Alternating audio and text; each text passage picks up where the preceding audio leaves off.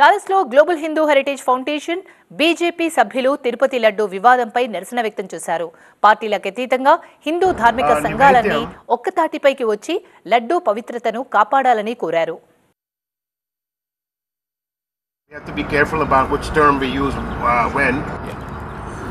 Om Bhadram Karnebhih Shrunuyama Devaah Bhadram Karnebhih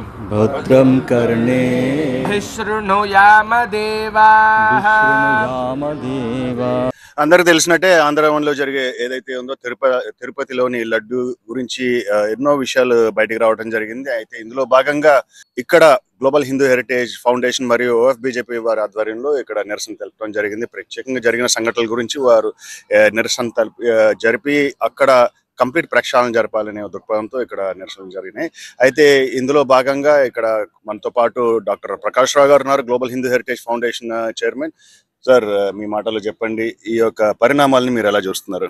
మన తిరుపతి లడ్డులు విషయం చూసిన తర్వాత అండి ఒళ్ళు జలతరించింది, కళ్ళమ్మ నీళ్లు కూడా వచ్చినాయి.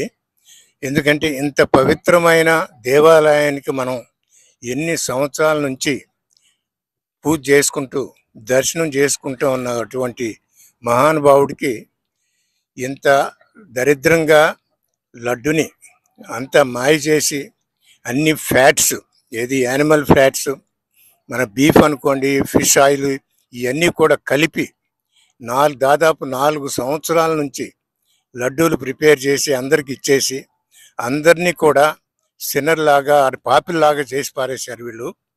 ఎందుకంటే మనకి ఎంతో భక్తితో వెళ్ళి పూజ చేసుకుంటాం.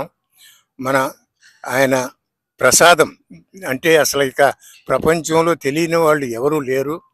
అటువంటి సేక్రెడ్ ప్రసాదాన్ని కావాలని ప్రత్యేకంగా ఒక ఇంట్రెస్ట్తో, సెల్ఫ్ ఇంట్రెస్ట్తో హిందూ మతాన్ని బాగా నొక్కించాలని, హౌట్ చేయాలని ఆ ఉద్దేశంతో చేసింది తప్ప యాక్సిడెంటల్గా ఏమీ కాదది. మనతో పాటు విలాస్ జంబులా ఉన్నారు, తెలంగాణ బీజేపీ చైర్గా వీరు వివరిస్తున్నారు. అయితే విలాస్, మీ మాటలో చెప్పండి, ఈ యొక్క పరిణామాన్ని మీరు ఎలా చూస్తున్నారు? ఈరోజు గ్లోబల్ హిందూ హెరిటేజ్ ఫౌండేషన్ ఆధ్వర్యంలో, ప్రకాష్ రావు గారి ఆధ్వర్యంలో మరియు సతీష్ కోసం, రామకృష్ణ, ఆదిత్య, రోహిత్ అండ్ రమణ, వీరందరి ఆధ్వర్యంలో హిందూ ధార్మిక సంఘాల అందరు కలిసి ఒక్క తట్టు మీద ఉన్నారు. ఈరోజు పార్టీలకు అతీతంగా ఈ కార్యక్రమం చేయడం చాలా గర్వంగా ఉంది. హిందూ సనాతన ధర్మం మీద వేల సంవత్సరాలుగా దాడి జరుగుతుంది, కానీ ఈ రోజుల్లో కూడా ఇలాంటి దాడి జరగడం, లడ్డు మీద కల్తీ జరుగుతున్న విషయం తెలిసాక కూడా చాలా మంది మౌనం పాటించడం, దీన్ని పార్టీలకు అతీతంగా ఖండించాలని మేము కోరుతున్నాం.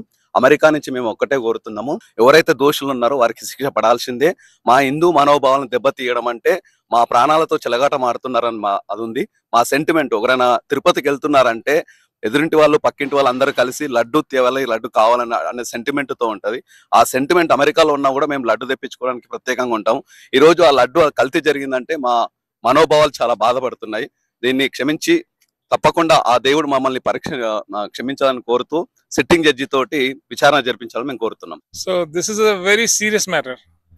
We never wake up for this kind of issue. We should address every Hindu, bring together and make sure we are not get this kind of stuff happening in our temple, because we are not hurting anybody, but we need to stand ourselves. No one can fight for us. We have to fight for us. So that's very important.